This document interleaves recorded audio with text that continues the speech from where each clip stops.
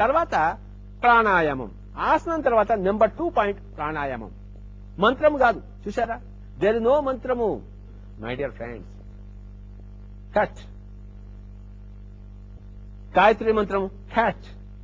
ఓం నమో నారాయణ కట్. ఓంకారము కట్. లా ఇలాహ ఇల్లల్లాహ్ cut. No sound from the mouth. ఆసనం తర్వాత ప్రాణాయామం. శరీరాన్ని చూసుకున్న తర్వాత శ్వాసను చూసుకోవాలి. శరీరాన్ని స్థిరంగా ఉంచడము ఆసనము, శ్వాసను స్థిరంగా గమనించడము ప్రాణాయామం.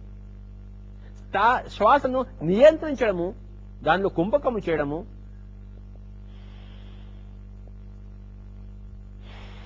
శ్వాసను లోపల బిగబెట్టడము అంతర్కుంభకము, బహిర్కుంభకము చేయడము చల్తా నహి గాడి. ప్రాణాయామం అంటే సుఖమయ ప్రాణాయామం. ఎలాగైతే సుఖమైన ఆసనము సుఖమైన ప్రాణాయామము. ఈ కాలు తీసి ఇక్కడ పెట్టి, ఈ కాలు తీసి ఈ మెడకు పెట్టి, ఆ సుఖమైన ఆసనము లేదు, ఆ సుఖమైన మరి ప్రాణాయామము లేదు. సుఖమైన ఆసనం ఉన్నది, సుఖమైన ప్రాణాయామము. సుఖమైన ప్రాణాయామం అంటే అదే ఉన్నది ఉన్నట్టు గమనించడము.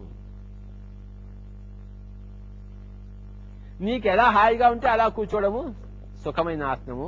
ఉన్న శ్వాసను యథాతథంగా గమనించడము. నీ మైండ్ అక్కడెక్కడో పోకుండా ఇక్కడ పెట్టు, అది సుఖమయ ప్రాణాయామము. దానినే గౌతమ బుద్ధుడు ఆనాపానసతి అన్నాడు.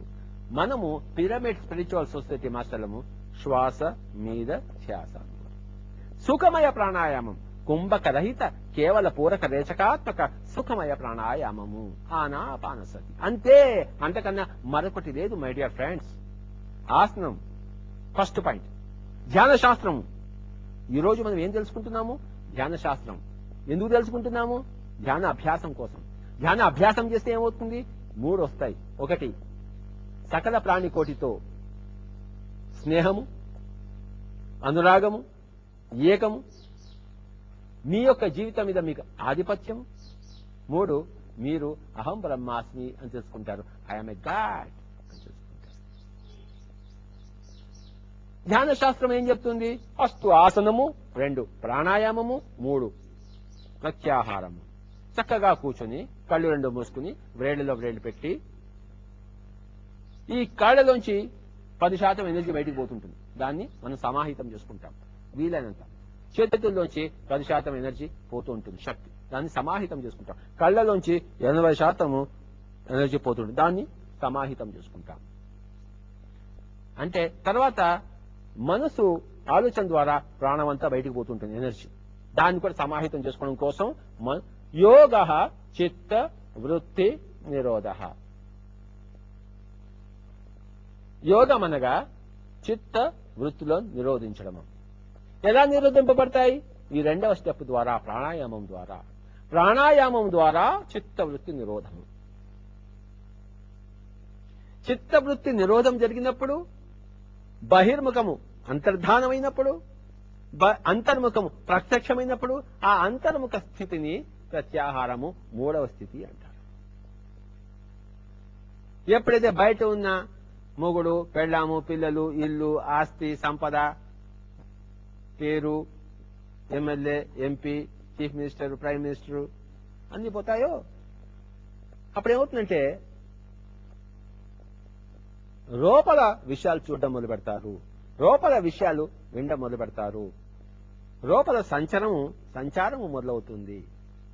ఈ లోపల విషయాలు చూడడము, లోపల విషయాలు అంటే ఈ ఫ్రీక్వెన్సీలో లేని విషయాలు, ఈ విభిగార్ ఫ్రీక్వెన్సీలో ఉండేది ఈ శరీరం గ్రహిస్తుంది. నాన్ విభిగార్ ఫ్రీక్వెన్సీలో ఉండే వాటిని గ్రహించడము, రిసీవ్ చేసుకోవడము, అదే ప్రత్యాహారము 3వ స్టెప్. ఈ బహిర్ముఖం అంతర్ధానమైనప్పుడు అంతర్ముఖము ప్రత్యక్షమవుతుంది. మెల్లిమెల్లిగా బొట్టుతో మొదలై మెల్లిమెల్లిగా దాని విశ్వరూపం మనకు తెలుస్తుంది. మొట్టమొదటిలో అంతా చీకటైపోతుంది. చివరిలో ఎక్కడో ఒక బొట్టు, ఒక చిన్న వైట్ లైట్ కనబడుతుంది. మెల్లిగా వైట్ లైట్ పెద్దగా అవుతుంది. మొత్తం స్క్రీన్ అంతా ఆక్యుపై చేస్తుంది. రకరకాల రంగులు వస్తాయి. చెట్లు, పుట్టలు, కొండలు, లోయలు అన్ని కనబడతాయి. దీనికి సాధన అవసరం, నిరంతర సాధన, అకుంఠిత దీక్షతో సాధన. సంగీతం, వీణ నేర్చుకోవాలంటే ఎంత సాధన కావాలి. ఫ్లూట్ వాయించాలంటే ఎంత కష్టపడాలి, క్రికెట్ ఆడాలంటే ఎంత కష్టపడాలి. మరి ఈ విధంగా తెలుగు మాట్లాడాలంటే చిన్నప్పటి నుంచి నేను స్కూల్కి వెళ్తేనే కదా ఈ రోజు ఇక్కడ వచ్చి తెలుగులో మాట్లాడగలుగుతున్నాను. ఆ స్కూల్కి వెళ్ళకపోతే అన్ని సంవత్సరాలు ఆ తెలుగుని రాబిడి పెట్టకపోతే ఈ తెలుగు వస్తుందా? రాదు కదా. కనుక మనము ఇన్ని నేర్చుకున్నాము, క్రికెట్ నేర్చుకున్నాము, సంగీతం నేర్చుకున్నాము, తెలుగు నేర్చుకున్నాము, ఇంగ్లీష్ నేర్చుకున్నాము, ధ్యానం నేర్చుకోవాలి. అంతే. వీటన్నిటికీ మనం ఇది తోడు కావాలి మై డియర్ ఫ్రెండ్స్.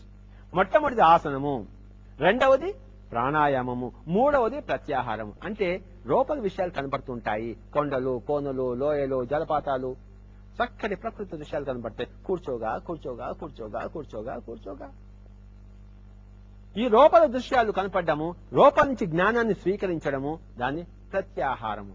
ఆహారం అంటే ఫుడ్, ప్రతి అంటే ఆపోజిట్, ప్రత్యర్థి అంటే ఆపోజిట్ ఫెలో. అంటే మనం బయట నుంచి ఇప్పుడు విషయాలు గ్రహిస్తున్నాము. ఆ చెట్టు నేను చూస్తున్నాను, మిమ్మల్ని అందరినీ నేను చూస్తున్నాను, ఆ బయట శబ్దాలు వినబడుతున్నాయి. ఇదంతా జ్ఞానేంద్రియాలకి ఆహారం. లోపల నుంచి ఈ జ్ఞానేంద్రియాలకి ఆహారం రావాలి. ప్రత్యాహారం అంటారు దాన్ని. ప్రతి అంటే ఆపోజిట్.